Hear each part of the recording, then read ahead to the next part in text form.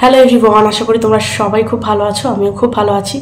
তো আজকে আমি এমন একটা আয়ুর্বেদিক হার্বের কথা বলবো, একটা আয়ুর্বেদিক হার্ব যেটা কিনা আমাদের 100টা সমস্যার কিন্তু একটাই সমাধান। নানান রকমের সমস্যা হয়, আমরা যখনই গর্ভধারণ করতে পারি না, প্রত্যেকের পিছনে কিন্তু কারণ এটা হয় না যে সিস্ট আছে, কারোর পিছনে কারণ হয়তো সিস্ট আছে, কারোর এন্ডোমেট্রিওসিস আছে, কারোর হয়তো চকলেট সিস্ট আছে, কারোর হতে পারে গর্ভাশয়ের যে লাইন সেটা হয়তো পাতলা আছে, কারোর হতে পারে হরমোন ইমব্যালেন্স আছে। নানান রকমের কারণের জন্যই কিন্তু অনেকে হয়তো গর্ভধারণ করতে পারছে না। প্রত্যেকটা মানুষের কিন্তু গর্ভধারণ না করার জন্য কিন্তু একটা রিজন নেই, প্রচুর রিজন থাকতে পারে যার কারণে কিন্তু সে গর্ভধারণ করতে পারছে না। কেউ হয়তো প্রচণ্ড রোগা হতে পারে, তাকে হয়তো বলা হয়েছে যে একটু ওয়েটটা বাড়াও, তাতে কি হবে, গর্ভধারণটা করতে ইজি হবে। তো নানান রকমের সমস্যা হতে পারে, কারোর হয়তো গর্ভাশয়ের যে জায়গাটা সেটা হয়তো ছোট হতে পারে। নানান রকম কারণে কিন্তু হয়তো গর্ভধারণ হচ্ছে না, বা কারোর হয়তো বারবার গর্ভধারণটা হচ্ছে বাট সেটা কিন্তু নষ্ট হয়ে যাচ্ছে। তো এটার জন্য আমরা কি করতে পারি? বা অনেকেই দেখবে পিরিয়ড হয়, পিরিয়ডে প্রচুর পেন হয়, সে পেনটা হচ্ছে তার কারণেও হয়তো গর্ভধারণ হচ্ছে না। বা অনেকেই ব্রেনের সমস্যায় থাকে যে পেনটা কিভাবে, পেন থেকে রিলিফ পাবো। আবার অনেকের কি হয়, ফেলোপিয়ান টিউবে হয়তো কোনো টিস্যু জমে গেছে, বা সেখানে হয়তো ইনফেকশন হয়ে গেছে, সোয়েলিং হয়ে গেছে। তো সেক্ষেত্রে আমরা কি ব্যবহার করব, কি ইউজ করব যাতে আমাদের গর্ভধারণটা হয়ে যায়। অনেকের কি হয়, ইমপ্লান্টেশন হচ্ছে না, যার কারণ হতে পারে যে গর্ভাশয়ের যে লাইনটা সেটা কিন্তু অনেক পাতলা, যার কারণে এটা হচ্ছে।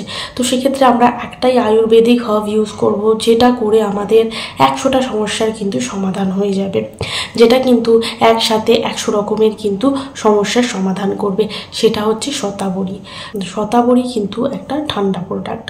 যেমন আমরা কালমেঘা খাই, কালমেঘা কিন্তু একটা ঠান্ডা জিনিস, গরম জিনিস নয়। শতাবরীও কিন্তু ঠান্ডা জিনিস এবং স্বাদেও কিন্তু সেটা মিষ্টি। তো আমরা এই শতাবরী ব্যবহার করব। শতাবরী আমরা আয়ুর্বেদিক যে কোনো ট্রিটমেন্টে যাই, আমাদের হয়তো অনেকেরই ডাক্তারের মেডিসিন খাচ্ছি, অনেকেই হয়তো বাড়িতে ট্রিটমেন্ট করছি, নিজেদের নানান রকমের টিপস অ্যাপ্লাই করছি, নানান রকমের, অনেকে হয়তো আমরা ন্যাচারালি চেষ্টা করছি। সেক্ষেত্রে কিন্তু আমরা এই আয়ুর্বেদিক হার্বটা ইউজ করব। এটা আমরা যেরকম শাক সবজি ফল মূল ভাত খাই, ঠিক তেমনই। এটা ওষুধ নয়, কিন্তু কোনো রকমের কোনো ওষুধ না, এটা একটা প্রাকৃতিক জিনিস, এটা একটা ন্যাচারাল জিনিস, ন্যাচারাল হার্ব, প্রাকৃতিক জিনিস। এটাও কিন্তু একটা প্লান্ট বেসড জিনিস, এটাও কিন্তু একটা প্লান্ট।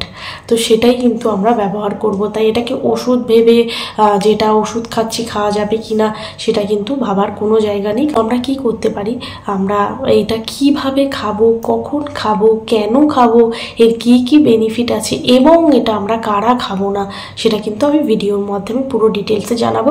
তো ভিডিওটা কিন্তু খুব ইনফরমেটিভ হতে চলে, উইদাউট স্কিপ করে কিন্তু পুরোটা দেখতে থাকো।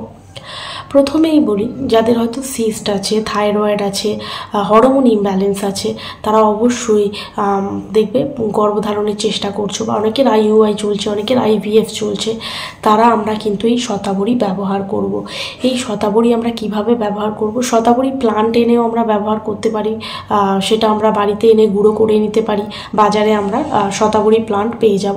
শতাবরী বললেই, বা যে কোনো আমরা আয়ুর্বেদিক স্টোরে গিয়ে যদি শতাবরী বলি, তো সেটা কিন্তু আমরা পেয়ে যাব। সেই শতাবরী এনে আমরা নিজেরাই গুঁড়ো করে নিতে পারি, বা এটা আমরা গুঁড়ো করা পাওয়া যায়, ট্যাবলেট ফর্মেও পাওয়া যায় এবং লিকুইড ফর্মেও পাওয়া যায়। এই শতাবরী আমরা লাঞ্চ বা ডিনার, দুপুরের খাবার বা ডিনারের পরে আমরা কিন্তু, যদি আমরা লিকুইড বেসটা নিই তাহলে 1 গ্লাস পানি বা জলের মধ্যে আমরা 1 চামচ পরিমাণে দিয়ে দেবো লিকুইডটা।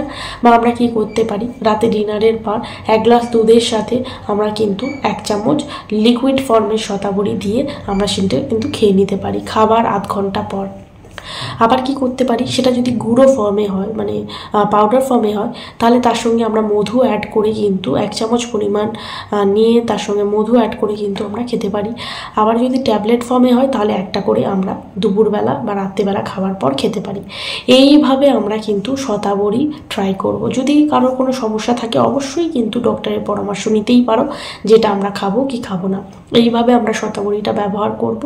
শতাবরী ব্যবহার করার পর আমরা লক্ষ্য করব আমাদের পিরিয়ডসের যে সমস্যা, যে মাসে মাসে পিরিয়ডটা আসে না বা পিরিয়ডসের অনেক পেন হয়, এই জিনিসটা দূর হবে। আমাদের টাইমে ওভুলেশন হবে। যাদের লিভার ফাংশন ঠিক মতো কাজ করে না, যাদের লিভারের সমস্যা রয়েছে, তারা দেখবে লিভার প্রপার কাজ করছে, আমাদের ডাইজেশনটা সঠিকভাবে হচ্ছে। শতাবরীতে রয়েছে অ্যান্টিঅক্সিডেন্ট রয়েছে প্রচুর পরিমাণে, যা আমাদের বডির টক্সিনগুলোকে রিলিজ করে। আমাদের যখনই দেখবে শতাবরীর মধ্যে রয়েছে ফোলেট রয়েছে, ফাইবার রয়েছে, ম্যাগনেসিয়াম রয়েছে, ভিটামিন ই যেটা প্রেগনেন্সির জন্য প্রচণ্ড দরকার, ভিটামিন সি, এই সমস্ত গুণে ভরপুর হচ্ছে শতাবরী, যেটা আমরা গরমকালে ব্যবহার করলে শরীর গরম হয়ে যাওয়ারও কোনো সমস্যা নেই, কারণ এর প্রজাতিটা শীতল, যেটা আমাদের শরীরকে ঠান্ডা রাখবে। ফোলেট রয়েছে এর মধ্যে প্রচুর পরিমাণে, যেটা আমরা গর্ভধারণ যখনই করতে চাই, যাতে গর্ভধারণটা ঠিকভাবে হয়ে যায়, ইমপ্লান্টেশনটা প্রপার হয়, তার জন্য কিন্তু আমাদের প্রথম থেকে কিন্তু ফোলেট বা ফলিক অ্যাসিড দেওয়া হয়, সেটা কিন্তু শতাবরীর মধ্যে রয়েছে ভরপুর। তো তোমরা বুঝতেই পারছো যে শতাবরী কেন খেতে বলছি, যেটা কিন্তু আমাদের শরীরের নানান রকমের সমস্যা কিন্তু মিটিয়ে দেবে। আর একটা রয়েছে আমাদের সাদা স্রাব। অনেকের, আমি এর আগেও ভিডিওতে বলেছি, সাদা স্রাব হওয়া অত্যন্ত প্রয়োজন। সাদা স্রাব না হলে কি হয়, সাদা স্রাব না হলে আমরা কখন ওভুলেশন হচ্ছে বুঝতে পারি না, কখন ফার্টাইল পিরিয়ড চলছে বুঝতে পারি না, কিংবা আমাদের গর্ভধারণ হয়েছে কিনা সেটাও কিন্তু বুঝতে পারি না। এবং সাদা স্রাব কিন্তু আমাদের পুরুষদের যে শুক্রাণু, সেটাকে কিন্তু গর্ভাশয়ে মুখ ক্রস করে ডিম্বাণুর সঙ্গে মিলিত হতে দিতে কিন্তু সাহায্য করে। সেই সাদা স্রাব যদি না হয় তাহলে অনেক কিন্তু সমস্যা হতে পারে গর্ভধারণের ক্ষেত্রে। তো এই সাদা স্রাবটা তৈরি করতে, এই সাদা স্রাবের পরিমাণ বাড়াতে এবং তৈরি করতে কিন্তু হেল্প করে এই শতাবরী। তো সেই কারণে আমরা কিন্তু শতাবরী ট্রাই করব। এর ফলে আমাদের যে গর্ভাশয়ের স্তর রয়েছে সেটাও কিন্তু পুরু হবে, যাতে কিন্তু আমাদের ইমপ্লান্টেশন সঠিকভাবে হবে, ওভুলেশনটা ঠিক টাইমে হবে, নানান রকমের সমস্যাগুলো দূর হবে এবং আমাদের কিন্তু গর্ভধারণ হবে। এবার চলে আসি কিভাবে খাবো, আমি বলে দিয়েছি। এবার চলে আসি যে কারা আমরা খাবো না, কারা আমরা খাবো না সেটা আমরা জেনে নেব। শতাবরী এর তেমন কিন্তু কোনো সাইড এফেক্ট নেই, শুধু যারা একটু অ্যালার্জি, মানে যাদের কথায় কথায় অ্যালার্জি হয়ে যায়, চিংড়ি মাছে অ্যালার্জি, নর্মাল খাবার, ভাত পান্তা, রুটি, এগুলোতে কিন্তু অনেকের অ্যালার্জি থাকে, বা পেঁয়াজ রসুনে যাদের অ্যালার্জি রয়েছে, তারা কিন্তু 1-2 বার ট্যাবলেট বা পাউডার ফর্মে খেয়ে দেখবে। যদি মনে হয় অ্যালার্জি বেরোচ্ছে তাহলে কিন্তু খেতে পারবে না, তাহলে সেটা একেবারেই বাদ দেবে। এছাড়াও যেটা করা যেতে পারে সেটা হচ্ছে এই শতাবরী কিন্তু শুধুমাত্র যে শতাবরী খাওয়া যায় তা না, বেশিরভাগ স্টোরে দেখবে শতাবরীর সাথে কিন্তু অশ্বগন্ধা অ্যাড করে দেওয়া হয়। শতাবরী অশ্বগন্ধা দুটোই দেওয়া হয়। পুরুষরাও কিন্তু এটা ব্যবহার করতে পারবে, পুরুষরা ট্যাবলেট ফর্মে খেতে পারবে। যাদের শুক্রাণুর সংখ্যা লো, যারা গর্ভধারণ করতে, যে সমস্ত পুরুষরা ইনফার্টাইল, মানে যারা গর্ভধারণে অক্ষম হচ্ছে, যাদের শুক্রাণুর সংখ্যা কম রয়েছে, বা যাদের শুক্রাণুর যে কাউন্ট বা মোটিলিটি সেটা যাদের কম রয়েছে, তারা কিন্তু এই শতাবরী ব্যবহার করবে। মিনিমাম 3 মাস পর্যন্ত ব্যবহার করবে, তারপরে দেখবে বেনিফিটটা কি আছে। তারা শতাবরী অশ্বগন্ধা মিলিয়ে, সেটা পাউডার ফর্মে মিলিয়ে দুধের সঙ্গে রোজ রাতে খেয়ে নেবে। পুরুষদের ক্ষেত্রে রোজ রাতে খেয়ে নেবে। 3 মাস খাওয়ার পর দেখবে যে শুক্রাণুর সংখ্যা কিন্তু 3 গুণ বেড়ে গেছে।